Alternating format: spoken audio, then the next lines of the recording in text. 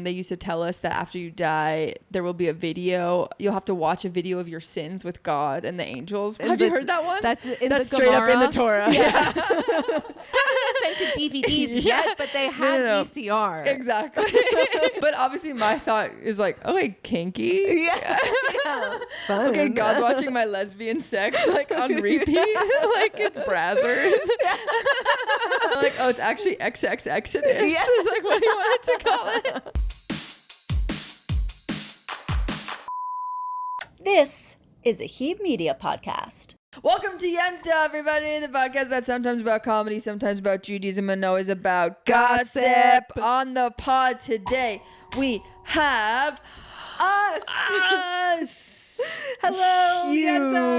Yentas. We know that you really only listen to the pod for us anyway. So we just thought we would give you what you want. And we also had a guest cancel last minute because of the LA marathon. Yeah, so which we totally understand because it took Antonia 2 hours to get here today. 2 hours to get on to drive what normally takes 25 minutes. And that is the dedication that we have to you, Yentas. So go to patreon.com/Yenta and just give us $3 a month. Okay, it's half of a price of a cup of coffee in New York or LA. So just do it for us. We need it. We need the support. We love you. And you get really cool extra bonus episodes on Yenta matchmaking and all this other fun, cool stuff. Okay. You're welcome. Okay.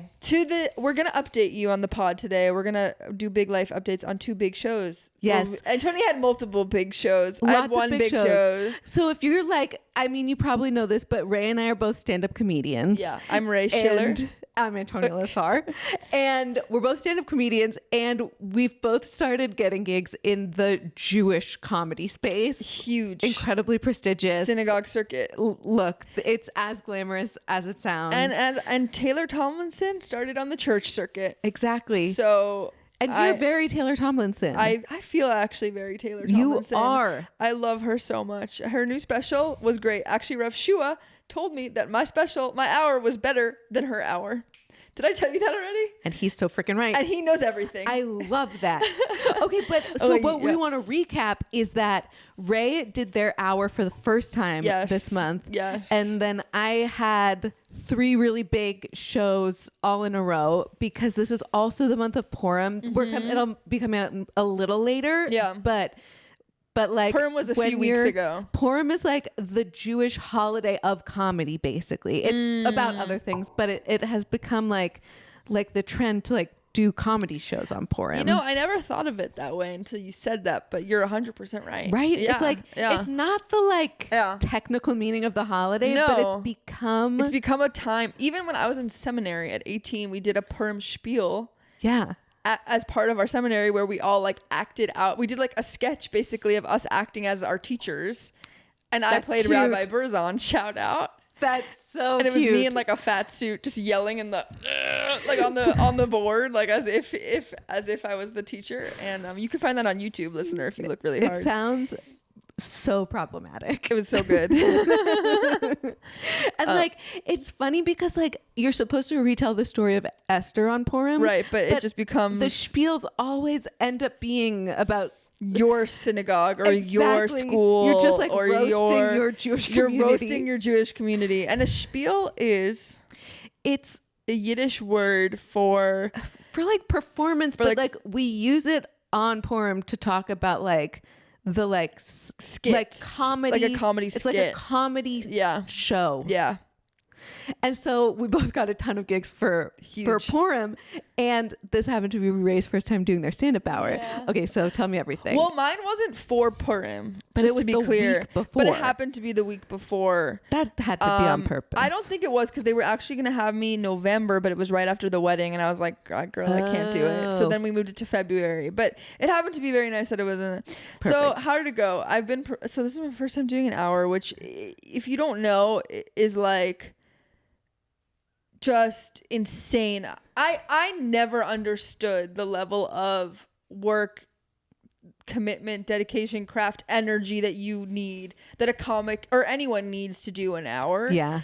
But I feel really proud of it. I've been working my ass off for the past few months, just like grinding every single night. I'm up to like I do my day job and then I eat dinner and then I work from like 7 to 1. And I've just been like tweaking jokes, running bits, doing it over and over. Yes. And it went well. I wanted it to go better. Of course. But I'm really proud of it, and yeah, I'm really proud of like having a full piece, like, because I'm so used to doing like 10-15 minutes. Yeah. And you can like barely get anything across in that format. Like you can do like fun punch jokes. It's blah, blah, enough blah. to be funny, but not to like tell a story or like have an arc or a journey. No, at all. Exactly. So this felt really cool to have an arc and a journey, and like that moment that kind of hits you in the heart.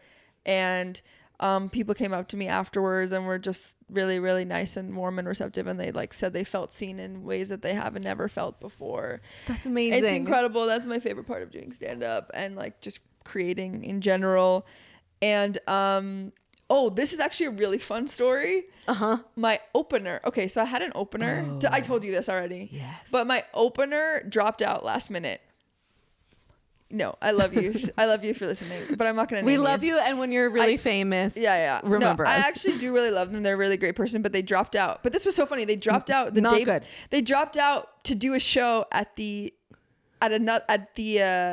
more prestigious venue. What could possibly be more prestigious than Temple Emmanuel in San Francisco? They're a big deal. Huge. Okay. They just had $100 million renovation, $110 million renovation. Oh my God. So I opened the show by being like, I told the booker I would not perform here unless they did $100 million renovation.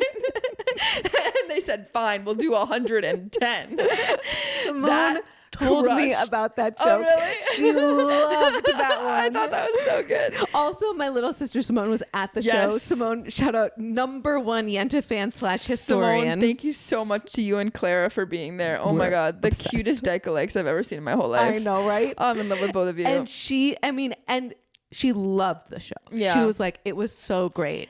Yeah. And she was like, I'm sure Raye is beating themselves up unnecessarily. No, I think it's like I'm beating myself up the perfect amount. Okay, I trust that. Like I feel good about it, and also I know it could have been better. And I talked to her about it also after, like I forgot a whole section, and then I like squeezed it in, like kind of like impromptu. Like, people didn't notice, but it just kind of threw off the flow. Yes. Of like the point that I wanted to hit home. It was like the point.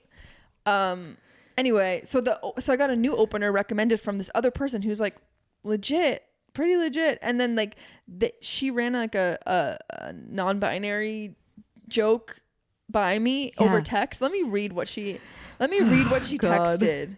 Let me read what she texted. This was like such a drama that even Simone told me about it without me saying anything. Without you saying That's so anything. funny. I'm trying to remember her name now. The other thing that like listeners should know is just like, it is a huge undertaking to just memorize an hour of material. It's so much, and not just memorize it and then perform it. Yeah, like give the energy. The energy needed to sustain an hour on stage is so high. I don't know how people do it. And like, I think about this clip a lot, which is whatever, of like Miley Cyrus running on a treadmill, belting her song. Yes. And I'm like, I need to do that for comedy. Literally. Like, that's the energy that you need to like sustain. Yeah. With your whatever. And she has like hundreds of thousands of people like giving her energy. I have people at shul being like, make me laugh. Like impress me. Okay, this was the joke this year. If you're non-binary, I'll use they, them pronouns for you while you're still alive. Once you're dead, it's too embarrassing. Have you ever read an obituary for a non-binary person? Sounds like a lot of people died. Listen, not the best joke, but not like overtly offensive. Right, because like what I hear her saying is it's actually, she's like, she's not making fun of non-binary people. She's making fun of the grammar of saying, wasn't there a tag that was like, haven't you heard, like, if if you hear, oh, and then she died in a fire, that's bad, but they died in a fire, it sounds like so many more people died. Yes. Like, which that is fun. Like that's like a grammar joke. A grammar joke. But it said she delivered it by being like, if after a non-binary person dies, I'm going to use he or she pronouns for that person. And I just went, yeah. So now you're delving into territory of like, I'm gonna misgender the person after they die. You're just like the worst possible way to misgender someone. You're like you're merging a like a transphobic joke with a disrespecting the dead joke. We can't get on board with anything. It's so bad. And like, even didn't she then like try to get to the grammar joke part of it? But it's like the audience already was so the worst way, and then everyone's tuned out. And I don't think she actually meant to deliver it that way. Like, you know how sometimes it comes out wrong. It comes out wrong. Like, you're not like thinking about the exact wording you're saying when you're on stage, especially because you're like, it's stressful. Exactly. Like, there's so many reasons. I completely get it. And I'm giving her the benefit of the doubt. And also the whole room just went like, you could feel the just room go. And then she tried to do the punchline, and it was like a pin drop silence. Oh God. And then she goes, well, I ran that by your opener and they said it was okay. So, oh no. And this is like, as I'm trying to like hype myself up to do an hour for the first time. I mean, it ended up like, not being a big deal at all, and it's totally fine. And it was not really a big deal. And also someone texted me about it. Yeah. It was so notable enough that she was like. And then as I was waiting backstage, then so she was like the opener, and then there was a feature. And then after the feature went up, it was like, I was still kind of like, whatever, what do I do? And then a non-binary person comes in from the audience to go back to the back of the room to then go tell her, as a non-binary person, that joke was really offensive. Oh no. Oh no. What would you have done in that situation? Would you have addressed it at the top of the hour? Audience, or no. If you were headlining. Yeah, I would have addressed it at the top of the hour. How would you have addressed it? Just been like like before you said anything. Well, I'm so glad that our opener like made a joke that made all of you incredibly sympathetic to non-binary people. Oh, I like something that like angle. that. Yeah. And then be like I could like say something about how she did run it by you. Right. But the thing is, I didn't want to go up there and be like, well, actually, this is what she said. Exactly. So it's like, it was such a hard calculation to make. And and do something that pumps her up and be like, the Jewish religion teaches us that we should see her heart and not the stupid fucking nonsense coming out of her mouth. Something like that, Yeah, I would have. But I would definitely address it. I would have felt so bad doing that in front of her face. Yeah, but I probably would have had I don't think it would have been that harsh. Yeah, but I would have said it in the same way that I would say something to her face. Like I wouldn't want it to feel like I'm talking behind her back. Right. I think I said something like, that was totally not weird energy in that. Perfect. Back there. Perfect. And then I kind of just like went into like what I was gonna say, but I think I should have addressed it more. I think it was fine. Like, we got over it as a community. But what was so interesting about that was like my whole, like, a big part of my like emotional come to Jesus, come to Hashem moment is like, just like you can love being Jewish while you're picking and choosing, you can love being non-binary while also being queer, while also being in a straight relationship, while also being wanting a 401k and thinking astrology is stupid.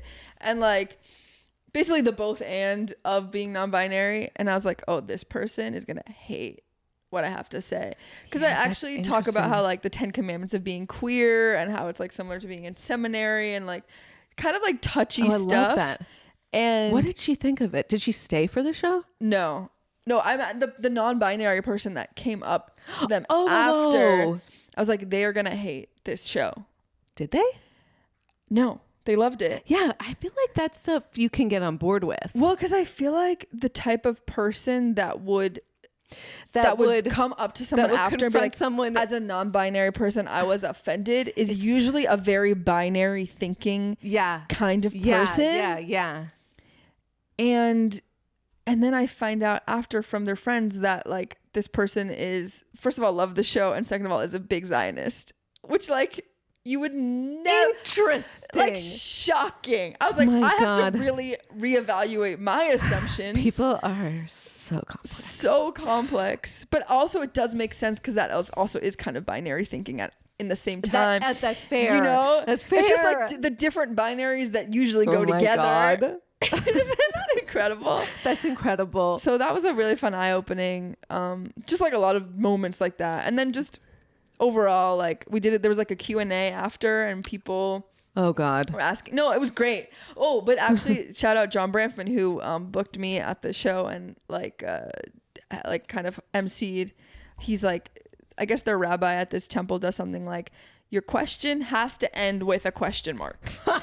When you, because they're so used to Jews just rambling. Yes. So he did that, and then most of them did, except one person said something very off-putting in the beginning, and then I just went, okay, and then we moved on. God. I love it. Okay, like I have forbidden Q&As after stand-up shows. I'll do them Okay. after theater shows, but after Right. stand-up shows, Yeah. I've like nixed them because in case the show doesn't go well, then it's the worst thing that's ever happened to any of us. Right. Because I'm pretending like the show didn't go bad. Yeah. And like most of them have left because they're like, I don't want to deal with this. Yeah. And it's like, that I'm just like, I will not do a Q&A after the show. But after a theater show, Yeah. I will do. Interesting. I guess this kind of felt, maybe it was like in between like theatery and, I mean, I don't know. It was Yeah, stand because up, there's like storytelling. but it was storytelling. So it actually felt like, for me, the Q&A was one of the best parts, where it really felt like people heard what I was trying to say, and like were asking me more questions about it, and talking great. about like being in the non-binary and like what that means post October 7th as a Jew. Oh my God. So Everything fun. is post October 7th. I know. as a I Jew. really do hate that. I really know. do hate it so much. And the craziest part was that the synagogue told me I wasn't allowed to talk about Israel Palestine, so I didn't talk about it. And then the first question Oh my God. was, how does it feel being a Jew post October 7th? These people. And you know, we had like a good conversation about it, and I talked about like, you know, how both like on both like the Orthodox community and the queer community have like seen the other sides as just this like kind of evil caricatures. Yes. And like, how can we, through the power of my show, learn to see each other as full humans. This is how the cult begins. And it was kind of about cults, the show. That's perfect. Yeah. That was kind of everything. And That's great. yeah. How did you feel about like literally the memorization load? Did you get it like in your body over the course of the couple months that you were thank working God. on it? Or I pretty much had it in my body. I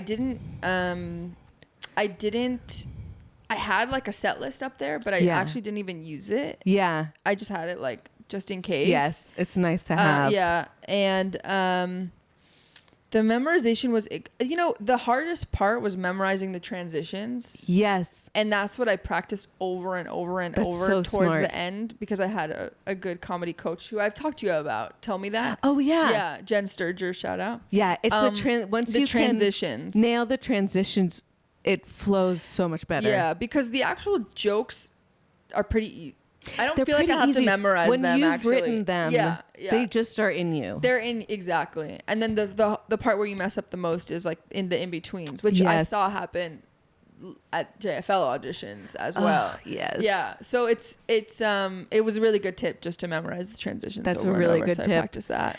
How close to the day of the show were you tweaking bits?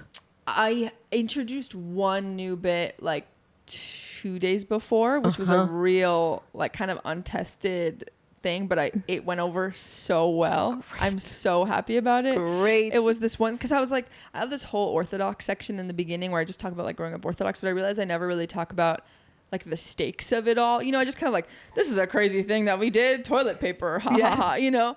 But we didn't rip toilet paper on Saturdays. And but I introduced this thing where it's only because I really just remembered it, was when they used to tell us that after you die, there will be a video. You'll have to watch a video of your sins with God and the angels watching your video of your sins together. Oh yeah, is that? Have you heard that one? That's straight up in the Torah. Yeah. Well, they'll I wonder what Miriam and Zobin would think about that. They haven't invented DVDs yet, but they have VCR. Exactly. But obviously my thought is like, okay, kinky. Yeah. Fun. Okay, God's watching my lesbian sex like on repeat. Like it's Brazzers. I'm like, oh, it's actually XX Exodus. Yes. Is like what he wanted to call it. So that went well, and then later I talk about like coming out and how I ate pussy like it was my job, and I was like getting in there, and I'm like, me and God are gonna have fun watching those videos later. Am I right? Incredible. Killed. And so that was, and also there was like a whole Orthodox section. Shout out Rav Shua and like this old person who went to MMY, my seminary, who like lives in the Bay Area and came, which was terrifying. But like the whole Orthodox section, honestly, incredible senses of humor. Yes. They laughed so hard at all the Orthodox material. It was so beautiful. More than the queer people laughed at the queer material. Okay, I keep finding that at shows. Yeah. That Orthodox people or from an Orthodox background are the most excited to laugh. Yeah. It's shocking. It's so interesting. Yeah. What do you think it is? Okay. Like I've thought about it for a long time because I've been noticing this for a while. Yeah. Part of it is I think that people who are less observant feel a sense, there's part of an insecurity where like they feel like we have to be on our good behavior. Mm-hmm. And like, I think there's maybe part of like, we can't make fun of them the way they make fun of us. So like they really don't want to laugh at Orthodox jokes. Oh, like because they feel bad? Yeah. Really? Yes. Interesting. Or they don't get the references. That's what would make more sense to me. That's definitely I feel part like of Reform, like every Jewish denomination is very quick to be like, those guys are dumb. Yes. Or do you not? But no. But they'll do it in private, but on stage they feel embarrassed to laugh. They're feel worried like, about I don't know if we should be making fun of them. Oh, that's pretty nice. Okay. Yeah. Which has like changed material that I do because like I kept noticing that like my bits making fun of Orthodox Jews, which were totally like real and on point, and they weren't mean. They were just like observing crazy things, you know. Mm-hmm. We're just like not hitting with Reform audiences. Right. Cool. I know. Yeah. I think Orthodox people they just love to feel represented. Yes. And seen. Yes. That like, even if it's something making fun of them, they're just so happy. That's so us. Because they have such a small like world that anything is just like, yes. I think that's so true. Yeah. It was they're even the video where I was talking about, even the part where I was talking about God watching lesbian porn, and like that is such a heretical joke. I don't know, like, yes, do you know what I mean? That yes. is, honestly, I'm surprised at myself for being comfortable saying that. And part of my like the little Orthodox Jewish girl in me is like really, it's like whoa, calm down. But at the same time, I love it. And I'm sorry, God, maybe we'll have to watch that video of me talking about that over and over. God, you're gonna love it. Yeah, you're gonna love it. Yeah. What do you think about this? That I think Reform people sometimes think about Judaism much more like the way people think about Christianity, which is like, it needs to be respected. It's holy. It's perfect. We go to synagogue. I see. We can't talk. We have to be perfect. We have to respect our rabbis. We have to like, it's the way that Christians are taught in pop culture to think about church, and then like Reformed Jews pick that up. Interesting. Because we were like, oh, that's how you behave around religion. Whereas Orthodox Jews maybe have, I don't know, do you think that they have more experience being what's the word, irreverent about religion? Because it's so much more mundane. Yeah. Yeah, I definitely see that as a possibility. I mean, it's interesting because they're more comfortable being irreverent in some ways, but also in other ways, like extremely not comfortable with it. Like, so, like if a holy book is turned like the wrong way, it's like, oh no, disaster. You drop a book on the floor, it's like the end of the world. So I think there's part of it that they're more comfortable. Definitely they're more comfortable being more like irreverent in synagogue. Like they don't feel like they'll talk, they'll schmooze, they'll like, I don't know. It depends where, I guess. But listeners, write in if you have ideas about this phenomenon. This synagogue had a Ruth Bader Ginsburg, the Collars of Ruth Bader Ginsburg exhibit. And I'm like, oh, I finally understand. Yes. Like I feel like I still don't really get it, and I feel like I need to go to like Reform. I know. services. I really need to take you on some field trips. Please. Yeah. Can you? Yeah, it's gonna blow I think it would really blow your my mind. mind. I think it would. And I went to this $110 million renovated synagogue. Yes. It's like, oh, the sanctuary was unbelievable. I can't even describe it to you. It was like a huge dome underneath. I'm like, there's no way you have enough people to fit into this. That's the craziest thing. Like they will on the high holidays, and then every other day it's just empty. It's like there's the bat mitzvah family. Right. If there's a b mitzvah happening. Yeah. If not, who knows if they even have services. It's wild. I know. It's crazy. To have so much money in, I don't know. I'm sure they have a lot of other events and stuff happening, but yeah, that was my experience. Shout out Emmanuel. Thank you for having me. Shout out John Bramfman and the whole crew. Jill, I can't remember her last name now. Synagogues listening. And to all synagogues listening, now you know I have an amazing show. Amazing. An hour-long show, which I will find a better opener for, who will make all the right joke, or I'll just be more cautious next time someone runs a non-binary joke by me. That's fair. And yeah, it's a really great hour, and it deals with Judaism and love and light and thinking in the gray, and I think it's something that we all need right now. I agree. Okay, tell me about you.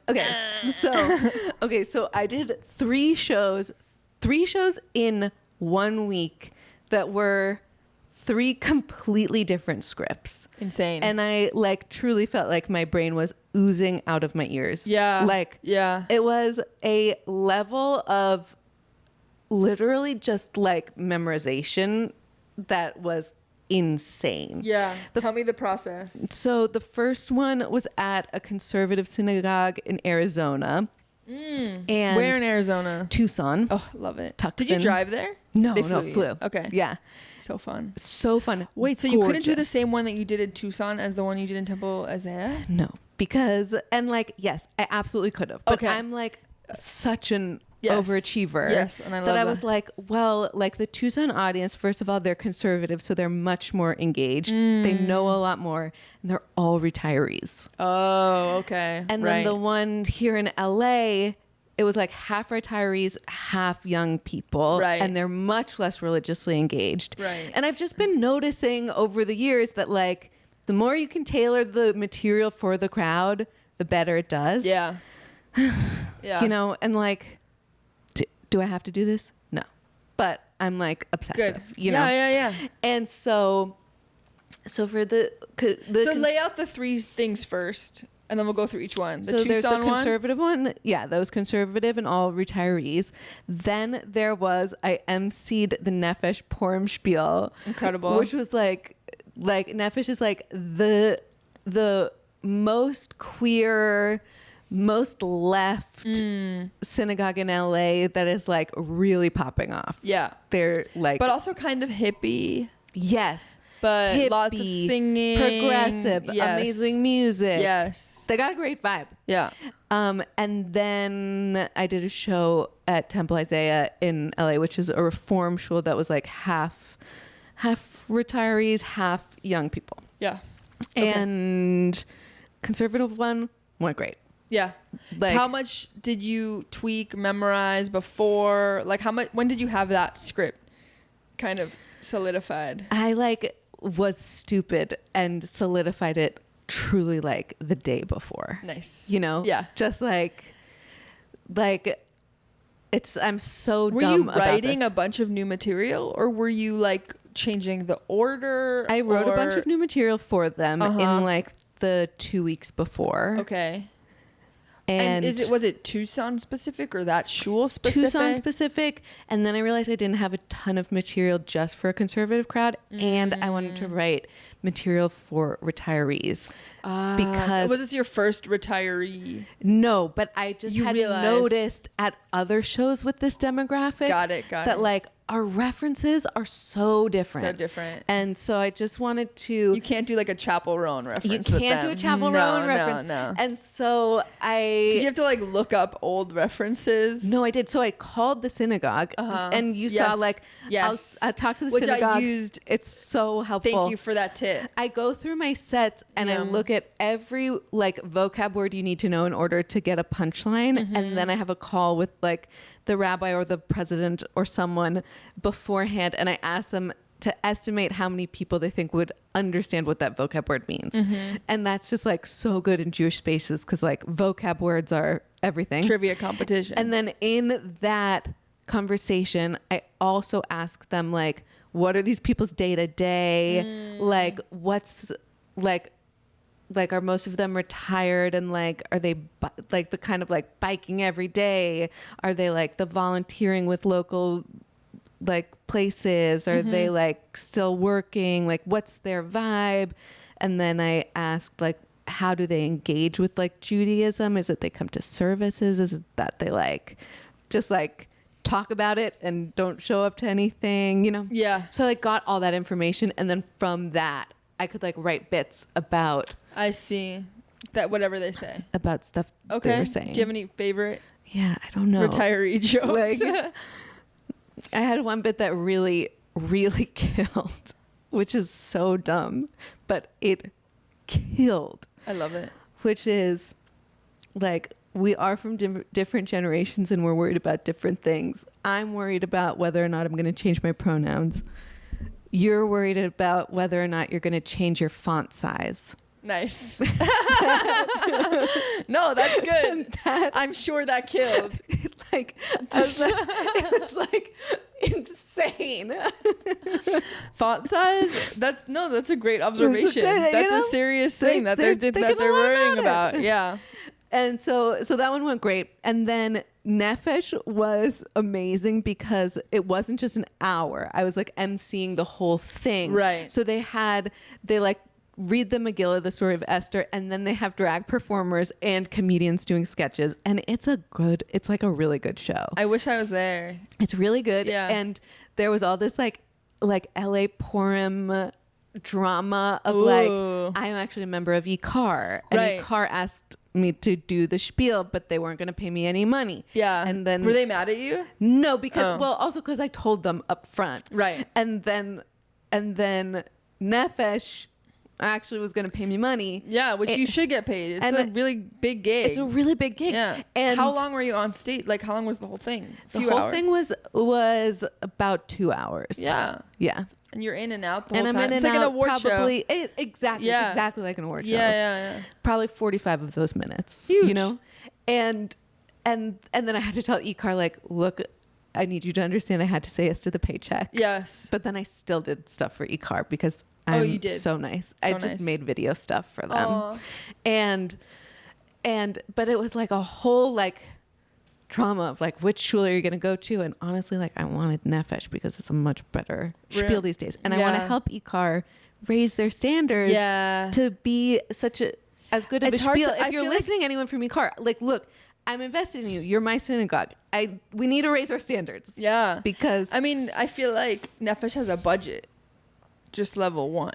Yes, but You know? would think so would e-car. No, e-cars should have a budget. I know. They could have a budget. They could have a budget. They just aren't investing in it. They're willing to spend money on it, and it's a better great spiel. Yeah.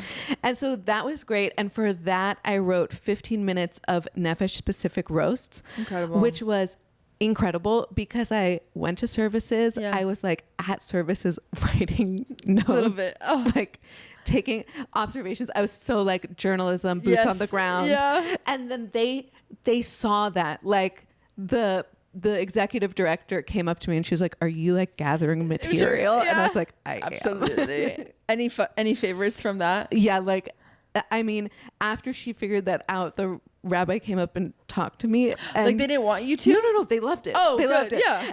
And so I was asking the rabbi like what's something like iconically Nefesh that I can make fun of in the spiel. Great. And this tells you everything you need to know about Nefesh because their Rabbi Susan goes, our spirit. That's it. Our spirit. It's like, oh yeah, that's gonna slay. Yeah, very iconically really Nefesh. That. So you delivered that story. Oh, like what are the like jokes from Nefesh Yeah. that were great? Oh yeah, there was. Oh, but did you say that story? Because I that's did so say funny. that at some point Okay. because it was Yeah. too good. Yeah. I said I think I already told you one. I made a lot of Christian jokes. I was like, the rabbis asked me to give some information to people who haven't yet had an opportunity to go to services at our coven. Yeah. Sorry, I mean our synagogue. Sorry, I mean our church. Yeah. But we get a lot of pushback for feeling a little Christian, but I think that's unfair. Yes, we sing in English, but it's not in a Christian way. And yes, people raise their hands in the air when they sing, but it's not in a Christian way.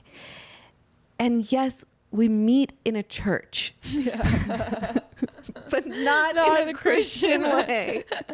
And you'll be happy to know that we recently started covering up Jesus. Yeah.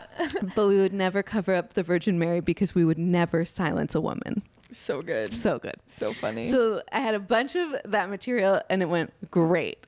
That one was the best of the bunch. Slay. Incredible. Easy audience. 400 people. Yeah. And also like the audience is exactly my demographic. Yeah. You know, queer Jews. Yeah. I'm like, I know how to talk to these people. Exactly. And then the third show I did, okay, this one was crazy. It was at Temple Isaiah, which is a Reformed synagogue. I think you did a show there before, right? I did a show there 2 years ago. Yeah. And then they brought me back. And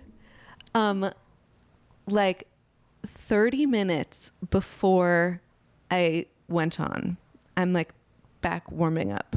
They're like, by the way, we invited every teenager in the Hebrew school. Yeah. And wait, did I tell you this already? Yeah, you did. Yes. Yeah. And it was like, But our listeners don't know. Yeah. The terror that coursed through my body. Yeah. I was just like, don't tell them to go home. Yeah. Don't they know teenagers should not be at a comedy show? And it's not because they don't appreciate comedy, and it's not because I was saying anything dirty. It's because like I don't know how to entertain teenagers. Yeah. Like I simply don't know how to talk to them. And then they set them in the very front. And so everyone was watching the teenagers watch me the entire time. Oh my God. Which was so crazy. But I do think I won them over. Okay. And did you address it at the top? Oh, of course I addressed it the entire time. Yeah. I kept checking in with them to be like, so like, what do you think about my outfit? Cool. Is this chopped? Yeah, exactly. Is this outfit chopped or is it slay? I had a bit where slay. I was like on Purim, we're just like obsessed with telling the story of Esther in a way that panders to teenagers as much as possible. Yeah. And I was like, okay, we're like, Haman is a labubu. Queen Esther is the alternative figure skater with the stripy hair. I love her. And Mordecai is the numbers 6 and 7. That's funny. That's funny. They loved that Oh one. my God, I'm sure. They loved that Did one. you have that one already? I did. Okay, that's great. Yeah. And so I was like, well, at least I have a single joke for That's a them. joke. That's a joke. 6, 7. That's a good, right? Good, yeah. Pretty good. Yeah. Very with it. Yeah. And so that all happened. It was so crazy. But I would say the big thing that's come out of it is that I feel like I've experienced an evolution in my stage outfits. Huge. Which is that at Nefesh, I started experimenting with wearing a bow tie. And I was like, oh, this feels so good. Wait, a bolo tie or a bow tie? Bow tie. Oh, fun. Okay. And then at Isaiah, I just wore like basically a tuxedo with a bow tie. Okay. And I was like, felt- this feels me. I love that. I know. So that was really fun. I've been through evolutions in stage outfits. Yeah, you had like a jumper. I had a jumpsuit moment. phase. Jumpsuit, yeah. And then I've been in like a bolo tie with a suit Yeah, phase. And now I yeah. feel like I'm entering my like tuxedo phase. So fun. Tell me know. about like how you feel in the different looks. Okay, I think about it a lot because Yeah. it changes your performance. Changes your performance a lot. Yeah. So like I've been feeling like it goes better when I feel like when it looks like me, the comedian, has really like dressed up for the occasion. Yeah. That's my brand because like it's clear that I'm like very type A overachiever, you know? And that's not everybody's brand, but like it's pretty clear. Like a Mulaney. Mulaney comes out in a suit. Exactly. Yeah, People totally. are like, okay, this is a person. We get it. We get it. Yeah. If I just showed up like this, they would be like, this feels too, it would feel too casual. Right. For me. And your persona is also like kind of type A. Exactly. Yeah. And performative. I'm Yes. very like former theater kid. You know? Yeah. So I've never worn casual clothes On stage. because that just Not you. has never felt right. Okay. But there's so much to unpack also about like how modest you dress at a Jewish show. Where like I think like a suit is the close, if you don't want to wear a skirt, like a full suit and then adding a tie or a bow tie like is as close as you can get to something that could be acceptable. Interesting. At synagogue. Even in... I mean, in a Reform synagogue, you can wear Right. anything. Okay. You're talking about conservative. Exactly. But still, like, if I did a show at a Reform synagogue and had my shoulders exposed, people would still clock it. Right. In a way that they would be clocking it, not because they think it's bad, but because they think that someone else is going to think it's bad. I see. Yeah. You know? Yeah. But is that something that you would want to do, but you don't? No, it 'Cause I feel doesn't like really that's fit not my energy anyway. Right. So that's like how I've been like thinking about attire. And the thing about having like a suit with a bow tie is that it's so easy. It's just a suit with a bow tie and it packs a huge visual punch. Yeah. And I like to have a big visual punch, but I don't like to like always be shopping. And I also don't like to wear the same thing for every single show because then the clips look the same. And so... But shout out Josh Johnson, who was the Oh my same God. thing for every Shout show. out. Yes. And he's making it work. And he's even making though it all, work. So, literally like, just the gray what do hoodie. I know? That's it. But yeah, I hear what you're saying. How do you think about stage attire? I thought a lot about what I was gonna. I mean, truthfully, I didn't think enough about what I was gonna wear for my hour, and I ended up just wearing something that I didn't. I liked a lot, but I didn't love. What did you wear? I wore this like button down, this kind of like crochet crop button down with. It's like kind of like cream beige. Yes. Yeah, I know that one. I love that one. I like it too. And then I wore these like cargo, not camo pants, but like cargo, like camo flavor, a camo but different font. Yes, it's kind of like cloudy camo. yes. Almost. I feel like I know those pants. Yeah. And I wore it too when I opened for Lair Thomas. Did I talk about that at all? No. Oh, dude, those were so awesome, those shows. I can't believe I didn't talk about that. That was amazing. You know Lair? Yes. Okay. And that's like the perfect audience. Unbelievable audience. I mean, her crowds are just unbelievable. Wow. Like, they're so queer and they've never seen comedy before. Incredible. It's just incredible. So easy to make them happy. It's so sweet. And like literally all you have to do is just be like women and they go Yes. We do that. Or even better, you go men are bad. They go, ah. I didn't say that, but the person who hosted or like opened for me said that. She was just like, men, right? And the whole room just went, boo. Oh my God. And then I started my set being like, you guys are incredible. Like, you just, like, most people, like, they like men. You just have to say man. Like, yes. Oh, no, I said, I don't know what got a bigger boo, man or Christian man. And, oh, they love that. And, yeah, I opened for Hilaire in San Diego and then 2 shows in Chandler, Arizona, which is like a suburb of Phoenix. Love. And it was honestly incredible. I don't even know. Like, it just felt like it gave me a lot of confidence too, of just like, oh, my jokes are funny. Yes. Like, I just have to perform them for the right people with the right like energy in a full room. Yes. Not even like, well, first of all, the shows were mostly sold out, but like, I just had to perform them in front of the right people, Which is and they loved it. So they loved fair me. because every comedian has a niche that they perform best at. Yeah, totally. You know? Yeah.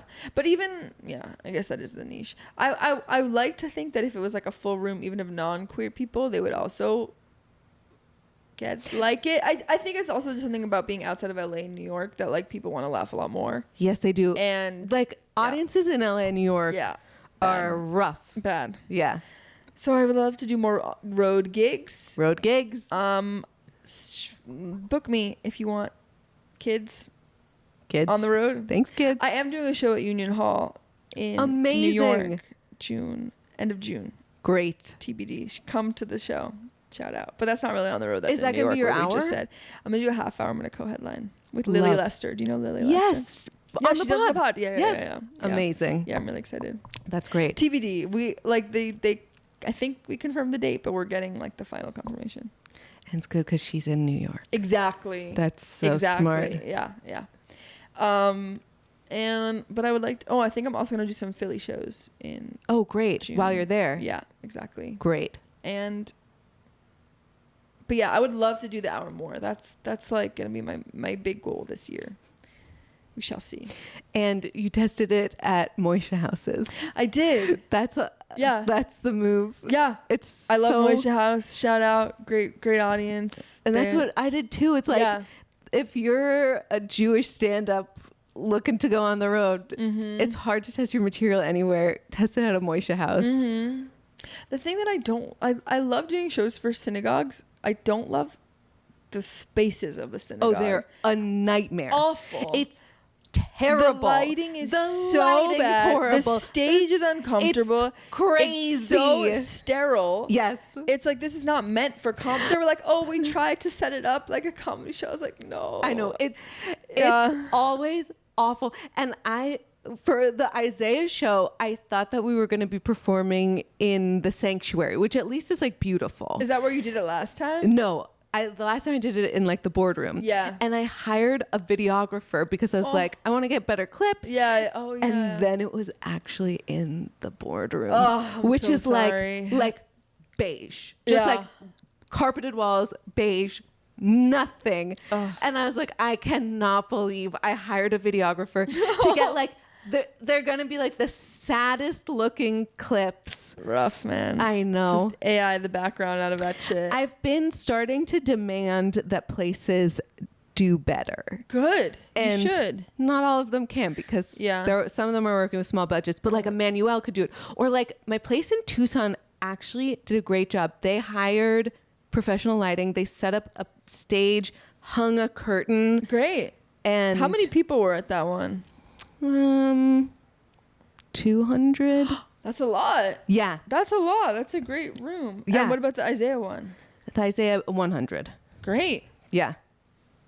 Huge. Good. Yeah, those are really good. Good. Rooms. Yeah. Because I'm thinking like, how many people would they need to justify like buying or exactly like hiring? Exactly. Yeah. So you never know. Yeah. How did it feel doing this hour compared to the last time at Temple Isaiah?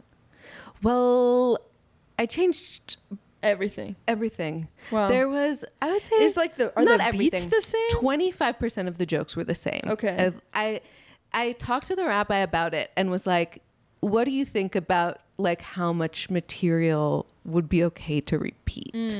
And she was like, honestly, like No one the remembers. last time, like it was like mostly like young people who you invited and not like synagogue members. So like, don't worry so much about it. And also like, who's going to remember?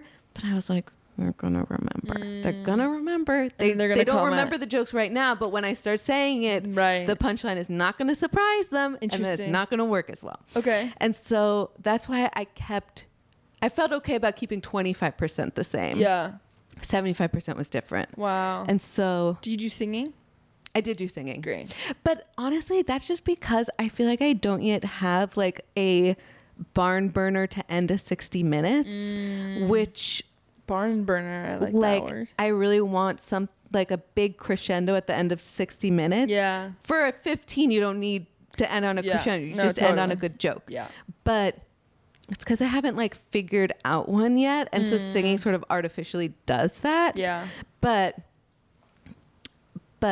yeah, it's different. And the journey was similar because I had to get us to singing eventually. Right. But it's similar in that it's like me talking a lot of shit about like different types of religion. Different types of Jews. Do you go into the evangelical section? I cut that because I noticed people are not liking it. Interesting. Yeah. I think that's so interesting. I know. The Jews are just But not they're not liking into the it. Christian jokes. It's so interesting. Huh. And I'm still like, Orthodox Jews And too? I don't know. You don't know. Yeah. I've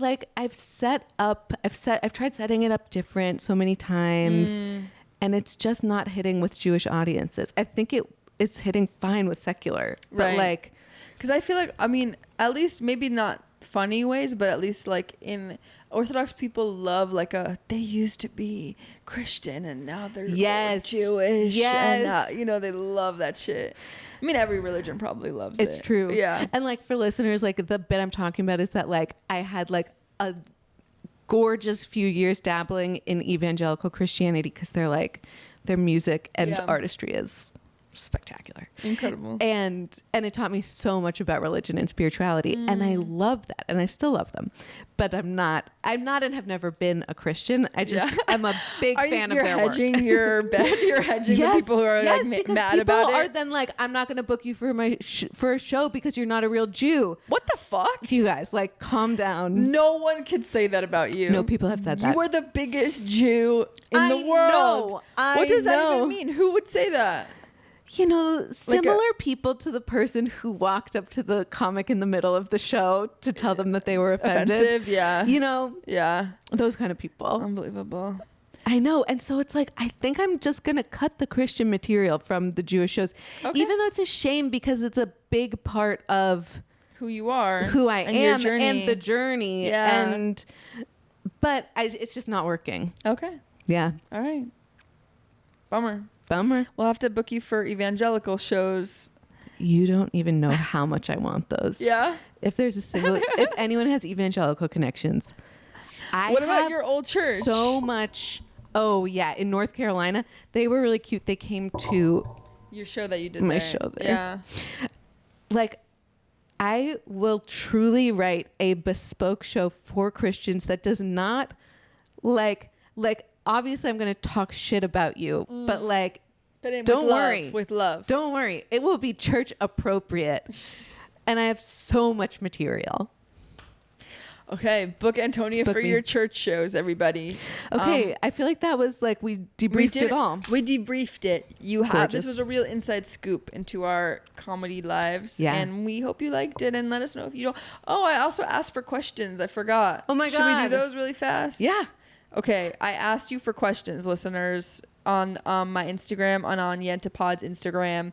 Here are some of the questions that we got. What celebrity would you or Antonia have a threesome with? Okay, shout out. We love you. We know you.